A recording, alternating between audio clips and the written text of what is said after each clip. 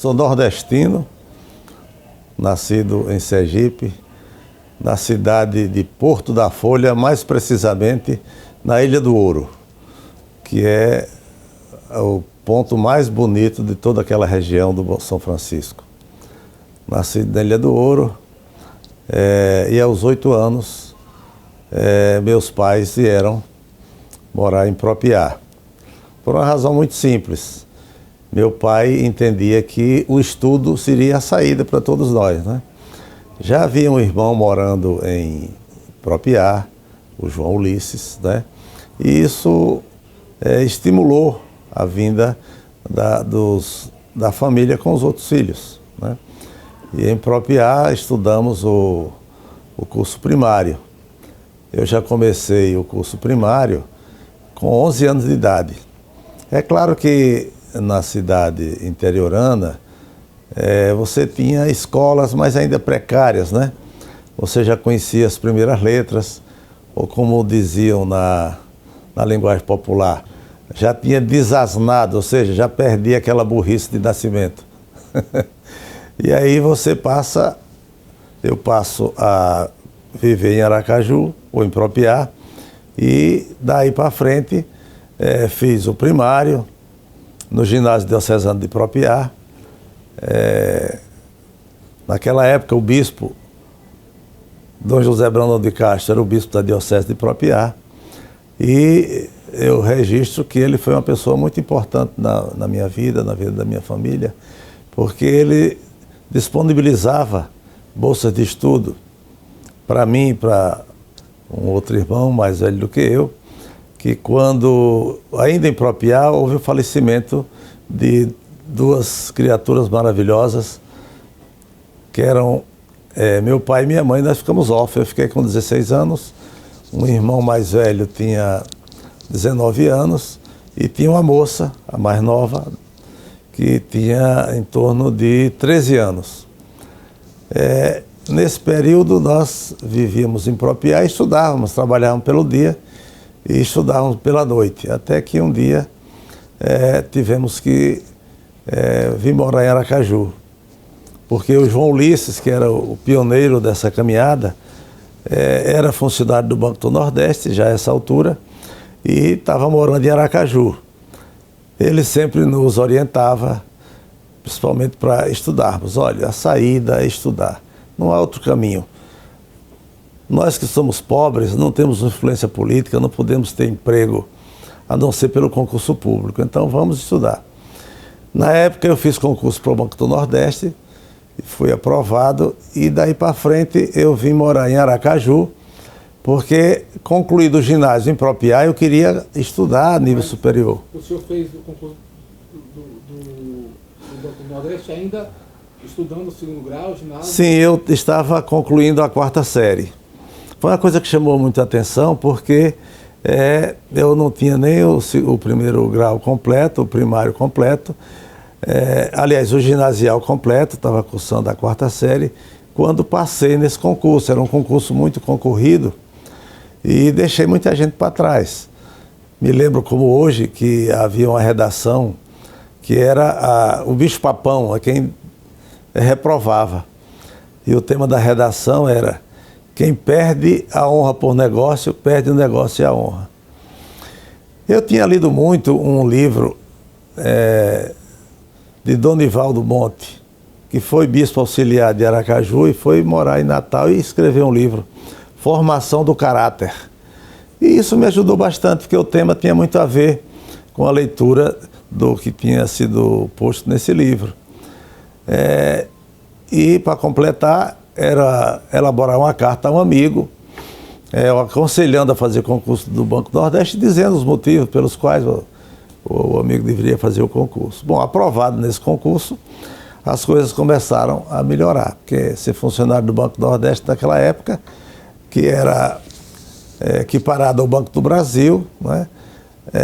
Uma das coisas que os pais queriam é que os seus filhos passassem no concurso do Banco do Brasil, o Banco do Nordeste, Caixa Econômica, porque tinha sua vida assegurada, né? E um detalhe, as meninas passavam a olhar aqueles garotos com outro olhar. olhar mais interessadas, né? Bem, mas isso não foi o bastante. Eu, nomeado para Simão Dias, e me contrariei bastante porque não queria ir para Simão Dias, porque Simão Dias era uma cidade do porte de Propriá, e lá só tinha o ginásio, não tinha um curso chamado científico, como era na época. E aí houve uma coincidência interessante, que um funcionário, aliás, um aprovado no concurso também, era de Simão Dias e não queria vir para Aracaju. Ele foi nomeado para Aracaju, que ele foi bem classificado, e não queria vir para Aracaju porque a esposa era funcionária, professora do Estado e ensinava lá em Simão Dias. Então houve essa coincidência interessante. O nome dele é Joaquim Fontes Freire. E aí nós fizemos uma carta ao Banco do Nordeste pedindo para permutarmos e conseguimos essa permuta. Ele foi nomeado para Simão Dias, eu fiquei em Aracaju. E aí para mim foi maravilhoso porque eu estava querendo estudar. Eu, com 16 anos, em Propriá, eu assisti meu pai falecer. E me senti assim uma criatura impotente diante daquele quadro que meu pai estava falecendo, eu não tinha o que fazer, não tinha como mudar aquele quadro. E isso me trouxe um sentimento de querer fazer medicina, né, para contribuir com a sociedade e tal, né? Aquilo me motivou bastante. E por que mudou? Pois é, aí quando eu vim morar em Aracaju, estudei o científico, concluí o científico, preparado para a medicina, porque naquela época era o curso científico e o curso clássico. Como eu queria fazer medicina, fui para o científico. Mas o curso secundário em Propriá, o ginásio em Propriá era muito fraco, principalmente na matemática. Então eu tinha grandes dificuldades no estudo da matemática. E aí, para fazer ciências exatas, eu estava com grande dificuldade. Tanto é que no primeiro vestibular que eu fiz, apesar de ter feito uma boa prova na área de português, por exemplo, e outras ciências mais relacionadas com a área de humanas, não fui aprovado. Fui reprovado no curso de medicina. Mas veja, eu já estava funcionário do Banco do Nordeste e comecei a meditar que se eu fosse fazer medicina, eu teria que deixar o emprego, porque medicina exige a presença integral durante o curso. E meu irmão João Ulisses, que já tinha estudado Direito e tinha saído com o intuito de fazer medicina. O sonho dele era ser médico. E para a tristeza dele, eu morava com ele, morava na casa dele. Disse a ele: meu irmão, eu não vou fazer mais medicina. Isso foi uma informação para ele terrível, porque o sonho dele estava desmoronando. Eu vou fazer Direito. Aí ele não se conformou. Não faça uma coisa dessa, eu vou lhe custear, você pode sair do banco e eu lhe mantenho. Eu disse: olha, aí seria da minha parte uma desumanidade. Você é um homem casado, 4 filhos, como é que você vai me adotar para que eu estude medicina? A sua carga já é grande, não vou aceitar uma coisa dessa não, mas você não se preocupe, você pode deixar o banco que eu vou manter os seus estudos, mas eu não me deixei convencer por ele, porque apesar da boa vontade dele, de todo o encanto dele com o curso de medicina, eu tinha consciência que eu iria prejudicá-lo. E fui fazer Direito. Quando eu resolvi fazer Direito, eu notei que precisava fazer um pré-vestibular. Então fiz um pré-vestibular no ISEC, era um pré-vestibular do professor Unaldo. E lá eu me aprofundei no estudo da história, do português e tal. Tanto é que eu passei no 4º lugar no curso de Direito da universidade, concorrendo com Arício Fortes, com Luciano Oliveira, que chamava Luciano Cibaleno, com Carlos Alberto Menezes, que só faziam estudar. E eu trabalhava durante o dia e estudava o pré-vestibular pela noite, né, me preparando, e passei no vestibular em 4º lugar. Para mim foi assim, uma glória. Meu irmão, contrariado, disse: eu sabia que você ia passar, porque esse curso de Direito não tem assim muita consistência e tal. Não, mas eu estou satisfeito. Bem, e durante o curso de Direito tive a oportunidade, sim, e ele, o João Ulisses, passou no vestibular de medicina. Por incrível que pareça, ele era assim tão encantado com o curso de medicina que ele fez um vestibular com todas as dificuldades, trabalhando no Banco do Nordeste, que era exigente. Pai de 4 filhos. Pai de 4 filhos, passou no vestibular. E ele disse, olha aí, tá vendo, se você fosse fazer o vestibular para medicina, você passaria? Ele disse, não, eu estou satisfeito. E durante o curso de medicina dele, ele tinha dificuldades e pegava poucas matérias. E aí o curso dele se alongou. Não é que ele foi ameaçado de jubilamento, e eu já estudante de direito, o estudante de direito é o ser que mais sabe direito. Aí eu fiz uma petição ao banco, à universidade, ameaçando de entrar com mandado de segurança em defesa do João Ulisses, porque ele tinha razões para alongar o seu curso e tal. Bom, eu sei que a universidade compreendeu e desistiu da ideia de aplicar o jubilamento a ele. Eu me formei primeiro do que ele continuou na luta, se formou em medicina. Mas o meu caso, eu tive como colegas... Então você entrou quando? O ano de Eu entrei em 75. Certo. Aliás, 75 não, eu saí em 75, entrei em 71. Éramos 25 alunos. O total de aprovados era 50.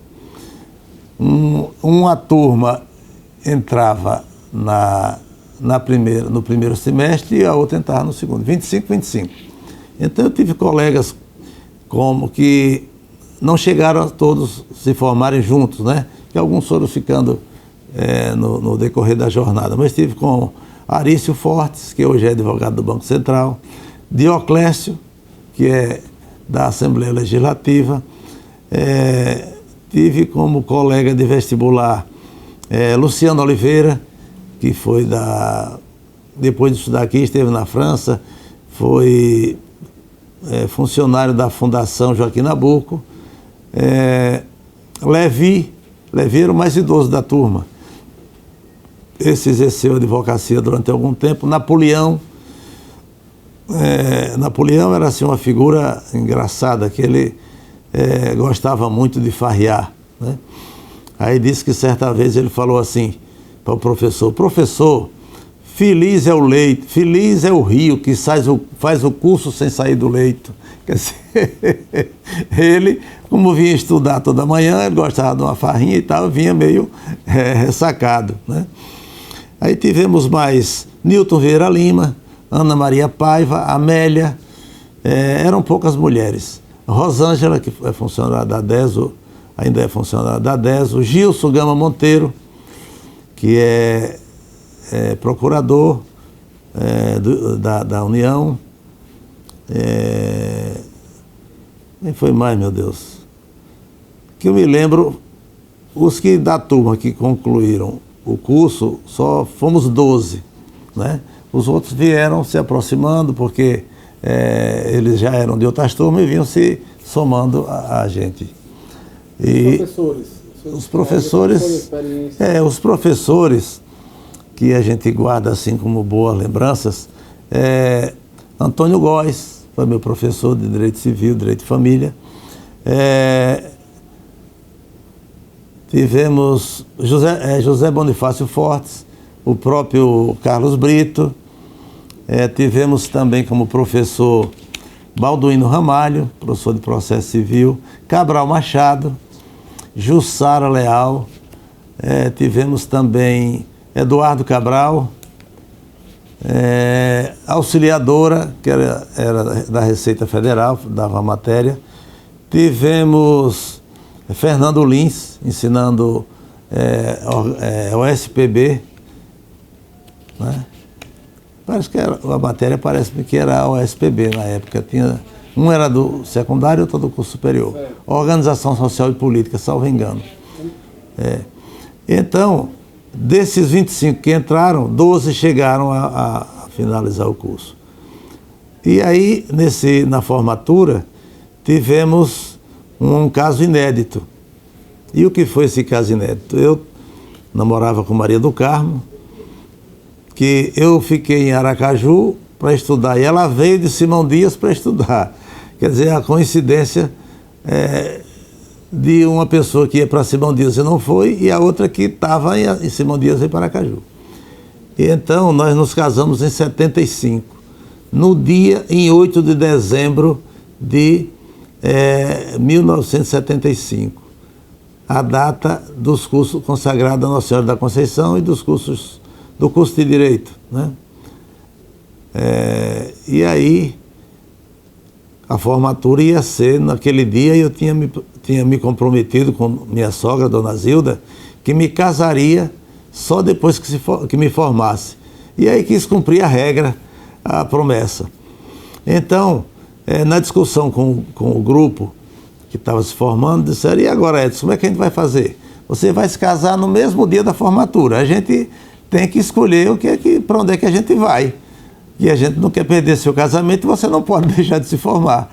Aí, conclusão, fizemos uma missa, e na missa foi realizado o casamento, né? O casamento, enquanto os colegas todos de beca, eu de beca também, e Maria do Carmo vestida de noiva, né? E ali atrás tem uma fotografia que representa o momento do casamento. Todos os colegas foram padrinhos do casamento, juntamente com os professores que foram homenageados. Então a minha certidão de casamento tem testemunha a valer, não é? Então, olha, o curso de Direito, naquela época só havia a Universidade Federal de Sergipe aqui, né? Não tinha outra universidade. O curso de Direito eu reputo como um dos cursos de maior importância para a vida da pessoa, né? Para a convivência em sociedade, para que você possa discernir sobre sua vida. Você tem um alargamento de visão do mundo, né? É diferente de outros cursos, que você tem uma informação muito direcionada para, por exemplo, o químico, ele tem uma informação muito direcionada para aquela ciência. A medicina também, mas o advogado, ele tem uma abertura maior. Primeiro, é um curso que você pode se encaixar em qualquer atividade além da advocacia. Você pode ser magistrado, você pode ser promotor, você pode advogar, você pode ser um assessor jurídico. Enfim, é uma abertura muito grande, além de você tomar consciência das suas obrigações e de seus direitos, né? Para uma pessoa se desenvolver, isso é muito importante, né? Então, para mim, eu fiquei muito satisfeito em ter concluído o curso, porque foi uma opção que eu me identifiquei, porque eu também tinha assim, muito interesse pela história, eu gostava de história, eu gostava de português. Então, a coisa se encaixou. Não é que eu não achasse que fosse um bom médico, né?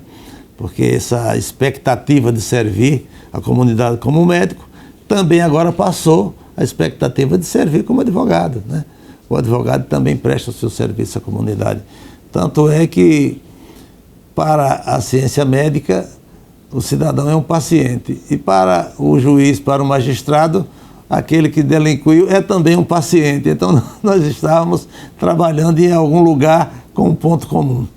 Mas foi uma conquista muito grande para mim, então, que era um jovem advindo de uma classe pobre de agricultores. Meu pai era um agricultor que vendeu suas terras para vir morar em Propiá, a fim de que os filhos estudassem.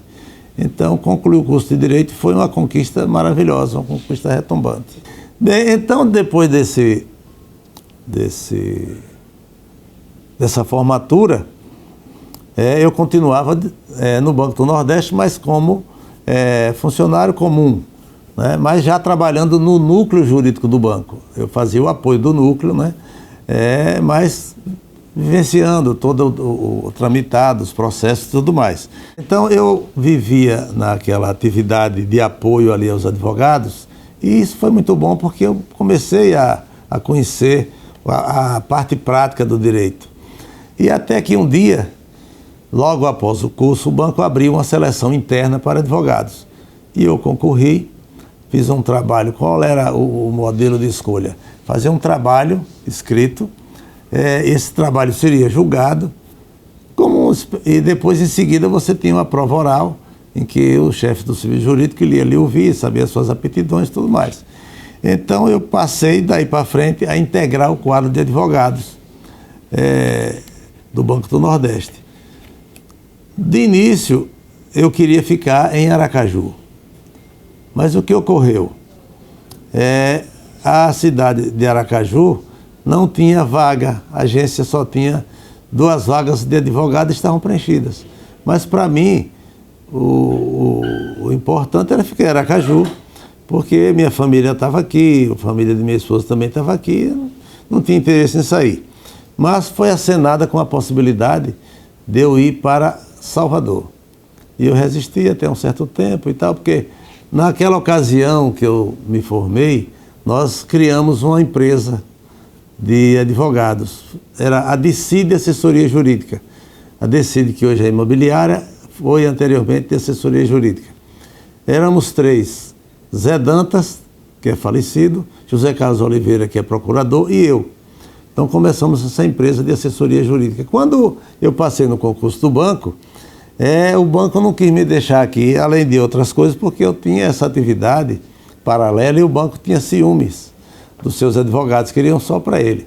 Mas eu era um integrante assim meio rebelde, que não aceitava só trabalhar para o banco, porque eu não tinha compromisso de tempo integral. Eu era um funcionário que trabalhava 8 horas, mas poderia advogar com outros colegas, né? Contanto que respeitasse algumas diretrizes. Bom, então, isso a Decide caminhou, prosperou, mas depois, quando eu aceitei ir para Salvador, depois de passar no concurso do banco, fiquei nesse dilema, porque como é que eu iria continuar aqui com essa empresa trabalhando em Salvador? Aí passei as minhas cotas para José Dantas e fui trabalhar em Salvador. Uma experiência por demais valiosa, porque um fórum enorme, grande, né, com grandes questões, você passa a assinar petições de milhões, né? Isso me dava uma preocupação e responsabilidade muito grande, porque as questões do banco não são questões pequenas, né? E assim, sim, teve um detalhe, tinha uma pessoa amiga que era de Salvador, estava aqui em Aracaju e retornou para Salvador para a assessoria jurídica do banco, e ele me incentivou: venha para cá, rapaz, eu lhe conheço, a gente tem amizade, venha para cá, venha ficar comigo que você não vai se arrepender. Então ficamos lá, ele era o chefe da assessoria jurídica e eu fui para lá como advogado. E lá fiquei durante quase 2 anos.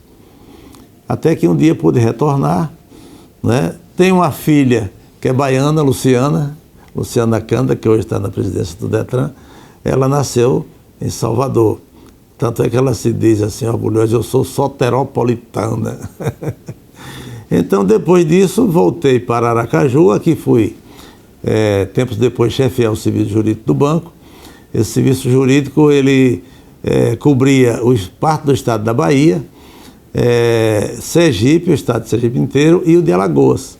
Eu era advogado responsável por assessoria jurídica com outros colegas de toda essa área.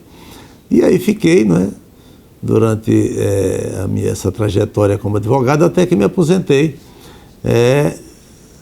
Quando Fernando Henrique acenou com a reforma, mudança da Previdência Social, eu tinha 29 anos de banco.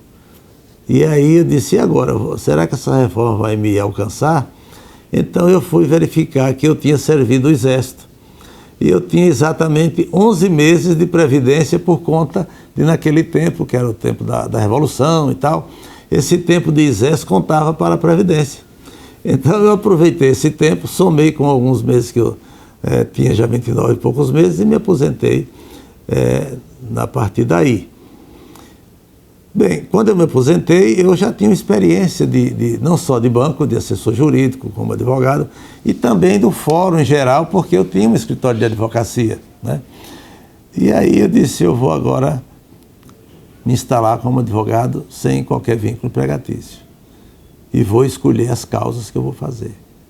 Mas foi ledo engano, porque passei a ser demandado por pessoas que me conheciam e tudo mais, e minha vida, que eu pensava que ia ser tranquila, virou um pandemônio, né? Porque advogar para a empresa é uma coisa, advogar liberalmente é difícil, porque você tem que corresponder há muitas causas ao mesmo tempo e prazos, aquela loucura de que é advogado, mas foi uma experiência maravilhosa, né? Que o cabedal de conhecimento que eu obtive no Banco do Nordeste, onde você fazia não só as ações, como também você tinha que analisar processos mais complicados e tudo mais, e agora tinha vivenciado uma área da advocacia que eu não tinha experiência, que era a advocacia trabalhista. E aí eu fiz questão de advogar nessa área para conhecer o outro lado do direito. Nessa oportunidade, eu consegui ser assessor jurídico da Halley. A Halley é uma empresa, não sei se ainda existe, de transporte coletivo. Meu amigo, foi uma loucura, porque todo dia tinha 3, 4, 5 reclamações trabalhistas, você tinha que fazer defesa e ir para audiência e tudo mais.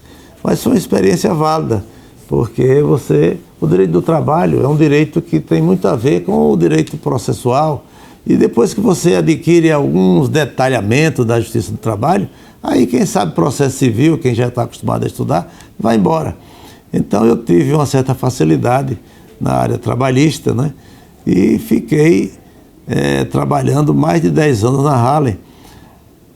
E aí ocorreu que, nesse período, o Marcelo Deda foi eleito governador e me nomeou para fazer a transição, uma equipe de transição, chefiar a equipe de transição na parte dos precatórios. E eu aceitei o desafio, juntamente com outros colegas, e fiz a auditoria, né, da parte dos precatórios do Estado. Ao término, preparei o relatório, entreguei a ele e tal, e ele aí me indagou: e aí, o que é que você pretende? Quer alguma coisa e tal? Eu disse: olha, Marcelo, se você me chamar para a Secretaria de Justiça, eu não quero. Se me chamar para a Secretaria de Segurança, muito menos. Agora, se me chamar para a Procuradoria-Geral do Estado, eu aceito, porque conheço o quadro, é um quadro de profissionais preparados, valorosos, e eu, por certo, estaria administrando uma área que valia a pena, né? Ele disse: está certo, vou estudar, vou pensar no seu caso. Dias depois ele me telefonou e disse: olha, você vai ser o Procurador-Geral do Estado. Bom, e eu assumi e passei 8 meses. Passei 8 meses como procurador e tal. É uma experiência muito válida, você ser advogado de um Estado, né? Todas as causas passam pela Procuradoria. Aprendi muito, também com os procuradores que lá estavam, eram pessoas altamente competentes. Como advogado, eu passei a participar da vida da OAB. E foi uma coisa interessante. No Banco do Nordeste, não havia esse espírito de participação. O pessoal era mais recolhido e tal. E eu fui mais ousado. Eu passei a querer conhecer a minha instituição. Então, fui candidato a conselheiro. Na ocasião, eu concorri numa chapa com Clóvis Barbosa, com Jacinto, com Silvério, Lúcio. E naquela época, acho que eram 20 colegas. Na época, me recordo que Evaldo Campos participava, e outros tantos colegas. Eu sei que eu fui eleito conselheiro, né?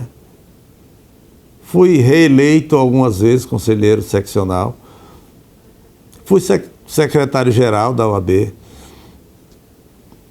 fui vice-presidente na gestão de Clóvis Barbosa, nós éramos da mesma chapa. Ele depois saiu para a prefeitura, foi ser secretário de Dr. José Almeida, na época que foi prefeito, e eu assumi a presidência. Me recordo que logo foi sancionada a atual lei da categoria dos advogados, a 8906, o Estatuto da OAB. E eu fui até Brasília, na época o presidente do Conselho Federal era Antônio Batóquio, conhecido como Batóquio, que foi agora o advogado de Lula, um profissional muito competente, e na época era o presidente do Conselho Federal, estivemos em Palácio para presenciarmos a sanção dessa legislação. Bom, daí para cá eu fui eleito presidente, aí concorri diretamente para presidente, fui eleito, né? Ao término da minha gestão, indiquei o nome de César Brito e garanti a sua eleição e fui eleito conselheiro federal. Por 3 mandatos fui conselheiro federal e no Conselho Federal eu fui presidente de algumas comissões que eu reputo da maior importância. A Comissão Nacional de Direitos Humanos, a Comissão de Estudo da Legislação Processual, da Comissão de Combate à Violência, que me recordo foram essas 3 comissões. Para mim, de uma experiência muito, muito válida, principalmente na de direitos humanos. E lá aprendi a participar de colegiados, né? Tanto é que quando eu vim aqui para o tribunal, muita gente ficou assim, mas como é que Edson vai se desenvolver e tal, que vai decidir em colegiado e tal. Mas eu não tinha dificuldade, porque eu já vivenciava colegiado há mais de 10 anos, né? Então aqui não teve problema. Outra coisa que despertou atenção foi eu ter vindo na vaga para o tribunal, na vaga de Pascoal Nabuco. E era uma vaga da Câmara Criminal. Ora, minha trajetória toda foi na área do direito privado, do direito do trabalho e tudo mais.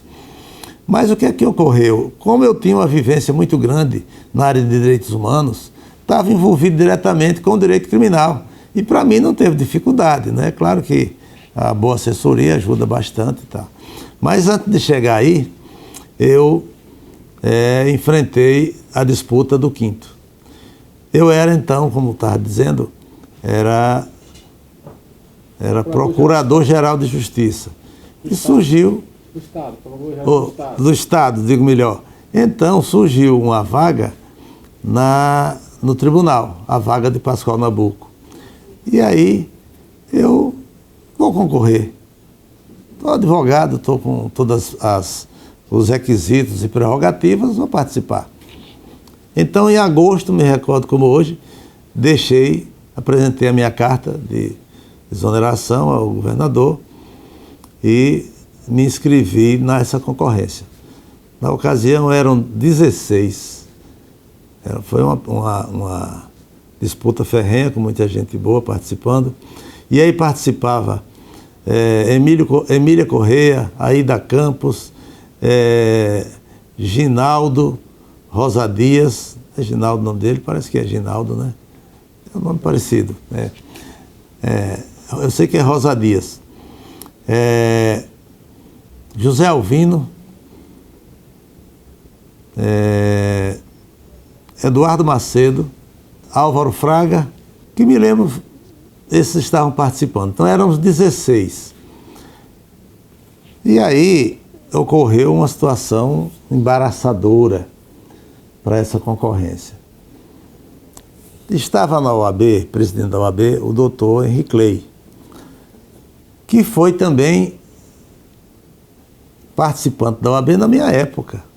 Éramos do grupo César Brito, Henrique Clay, todo aquele grupo que já vinha de muito tempo. Eu saí por divergências de não aceitar a candidatura naquele momento de Henrique Clay, porque ele já tinha sido presidente e ele queria se reeleger. Então eu disse, olha, eu não concordo com a reeleição, porque a tradição da ordem é uma tradição democrática, tem muitas pessoas de valor que a gente pode dar oportunidade. Por que é que você quer se reeleger? No nosso grupo ninguém se reelegeu, então vamos guardar a tradição. Mas ele disse, olha, se você insistir, eu vou deixar a ordem, eu não vou compactuar com isso. Vou sair, vou apoiar outra pessoa.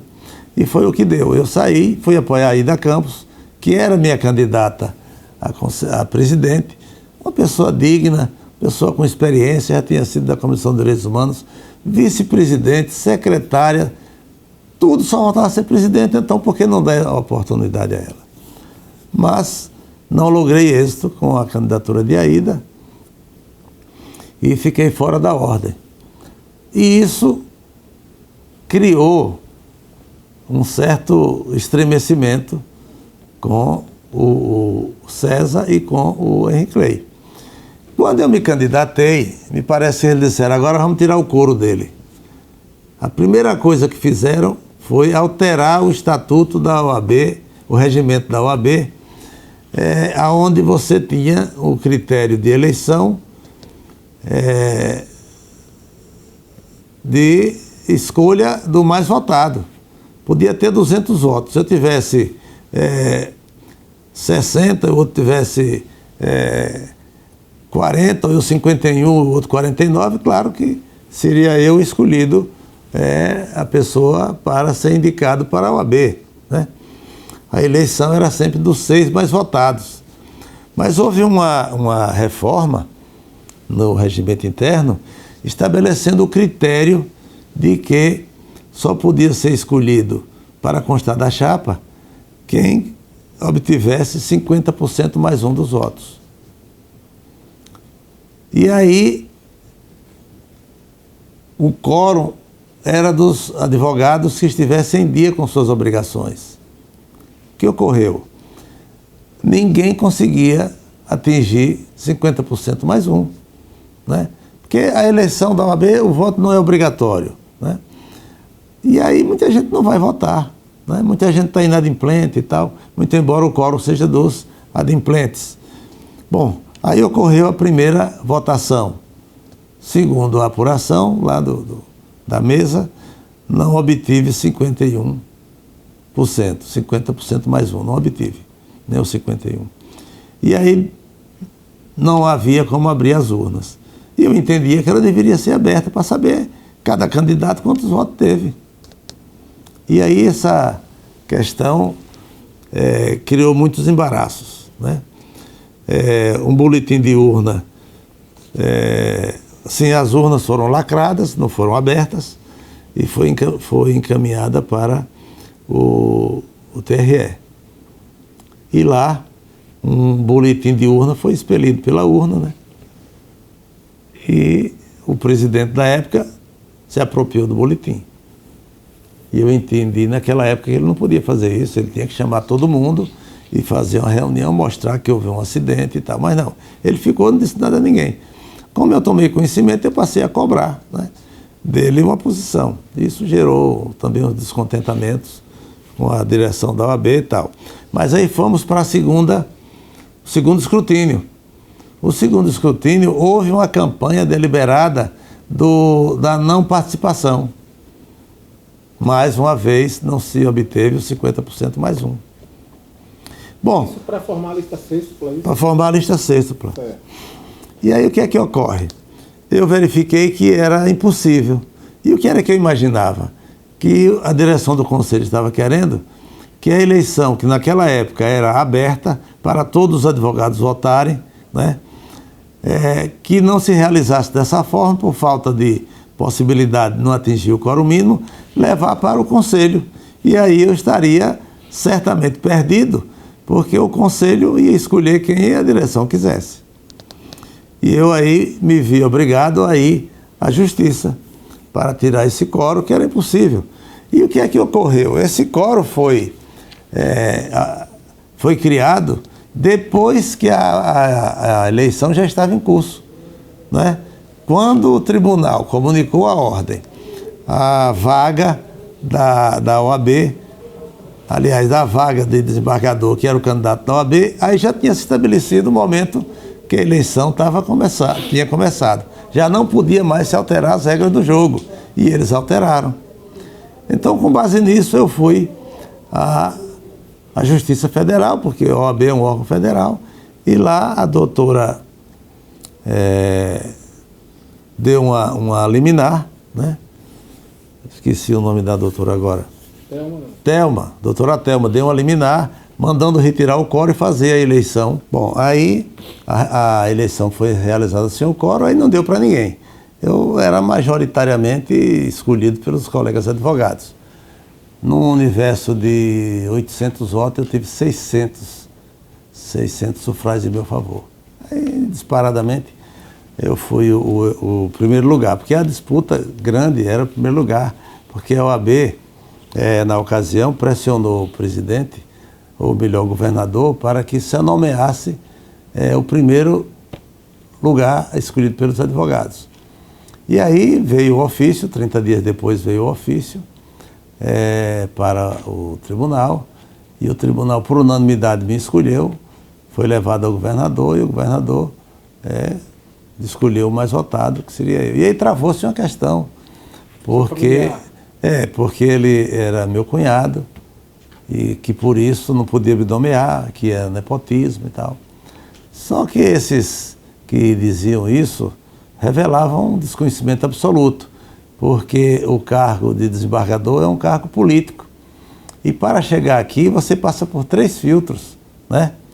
Passa pelo filtro da classe, pelo tribunal e do próprio poder executivo, que não tem ingerência no outro poder, não é, para dizer assim, está na dependência. O nomeado está dependendo do governador.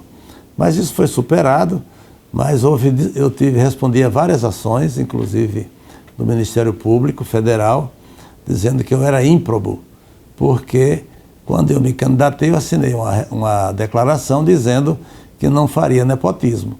E Marcelo Deda, ao me candidatar, eu estava fazendo nepotismo. Ora, era aquela história do lobo que quer atingir o cordeiro está embaixo do rio, né, abaixo do rio, e o cordeiro diz que o lobo está dizendo que o cordeiro está sujando a sua água. Se houvesse nepotismo, não seria inverso, né? Seria Marcelo Deda com relação a mim. Só que o cunhado não estaria atingido pelo nepotismo. Além do mais, não havia uma submissão, né? Era um outro poder que tinha sido, o candidato tinha passado por 3 filtros, não havia como você medir essa influência. Mas essa ação não logrou êxito. A demanda que eu aforei contra a OAB teve seguimento, o doutor Pimenta decidiu de forma bem fundamentada que não havia nepotismo algum, né? E que aquela questão não podia continuar porque o quórum tinha sido estabelecido de forma equivocada e tal. E aí, digo melhor, com essa decisão da doutora Thelma, a OAB agravou, entrou com recurso para Recife, para o TRF. E eu fui até lá acompanhar a ação e ocorreu uma situação terrível para a OAB, que o advogado não pagou as custas do processo. O recurso foi interposto sem o pagamento das custas. Conclusão, foi uma feiura. O recurso da OAB foi extinto por falta de pagamento das custas. Bom, aí as coisas começaram a ter um outro segmento. Eu tomei posse, porque havia uma decisão dando a liminar, tomei posse, já era desembargador e essas ações foram morrendo no transcurso de toda essa travessia. As ações do Ministério Público foram julgadas improcedentes, a demanda com a OAB também foi resolvida, né? E nesse período ainda houve algumas ações no decorrer do processo que tentavam me afastar. Por exemplo, mandado de segurança contra a escolha direta do Dr. Carlos Alberto Menezes, entrou com mandado de segurança, perdeu. Mendonça Prado, juntamente com o Nitinho, entraram com ações também, perderam. Quer dizer, foi uma luta assim, por demais, como é o que eu diria, muito mais direcionada à minha pessoa para me destruir, né? Eu dizia sempre que, quando era indagado, rapaz, o que foi que você fez a OAB? Eu disse, eu simplesmente colaborei para os atuais gestores estarem na posição que estão. Mas não tem nada não, dizia Tobias Barreto de Menezes, que das pedras que me atirares eu farei o meu altar. E alguém sempre dizia, mas vai ser muita pedra, viu? Porque o seu altar vai ser alto, porque vai ter muita pedra atirada em você. Bom, e hoje, como desembargador, continuo aqui. Vencido esse obstáculo, como Como é a magistratura, como é atuar como magistrado? Olha, alguém me perguntou uma certa ocasião, depois que eu assumi, o que seria, como é que eu poderia definir a vida do magistrado e a vida do advogado. Então eu defini o seguinte, que a vida do magistrado é uma vida de dúvidas, enquanto a vida do advogado é uma vida um pouco diferente, é uma vida de emoções. O advogado tem que se apaixonar pela causa, né? E se emociona quando perde, se emociona quando ganha. O magistrado não, ele não pode se emocionar, ele não pode ter partido, ele não pode ter causa. Ele recebe o processo e de forma isolada, individual, ele vai decidir superando as dúvidas que correm no processo. Quer dizer, a vida do magistrado é uma vida solitária, eminentemente solitária. Olha, não existe causa fácil, né? Toda causa ela tem uma carga de responsabilidade, porque na área criminal você lida com a liberdade, né? Se você não estabelece um critério, né, dentro da lei para garantir a liberdade, ou até punir alguém, né, você vai cometer uma injustiça. Injustiça quando condena alguém ou mantém alguém preso de forma desacertada, porque não se tem o propósito de prender nem condenar alguém gratuitamente, né? Você pode até cometer um erro, mas o objetivo é você aplicar a lei com justiça, se aproximar ao máximo da justiça. E quando você trabalha com esses elementos, toda causa é difícil. Como se diz, cada causa tem o seu ponto, né, de efervescência, né? Cada caso é um caso. E por isso você tem que ter muito cuidado, é uma atividade muito delicada, que você tem que ter um senso de responsabilidade e de que você está procurando fazer a justiça, mesmo quando você condena, né? Porque quem comete o crime tem necessariamente que receber uma punição. E punir adequadamente aqueles que delinquem é também fazer justiça, da mesma forma que se libera aqueles que estão presos injustamente. Veja, o judiciário é uma função estatal da maior relevância. É quem estabelece a paz social, né? Toda a desavença que existe na sociedade, entre as pessoas, vem para o judiciário pacificar. Claro que quando você decide, algum lado vai ficar insatisfeito. Tanto é que se diz que a melhor decisão é o acordo. Mas quando você tem uma demanda, qualquer decisão que você dê, alguém fica insatisfeito. Por isso a responsabilidade de ser juiz. Por outro lado, o Judiciário de Sergipe é um judiciário que goza do maior conceito no Brasil. Não só pela seriedade e competência dos seus magistrados, né, que muitos doutrinadores têm se reportado a decisões do Tribunal de Justiça de Sergipe, pela qualidade das suas decisões, dos seus acórdãos, como também no que se refere à celeridade, no que se refere ao enfrentamento das questões postas e controladas pelo CNJ. Sergipe hoje é um tribunal que teve o prêmio Diamante, que não é para qualquer tribunal, é um tribunal que desponta no cenário nacional como um dos melhores tribunais dentro da sua, vamos dizer assim, da sua dimensão, né? É um tribunal pequeno, mas na comparação com os demais, ele figura como um dos melhores.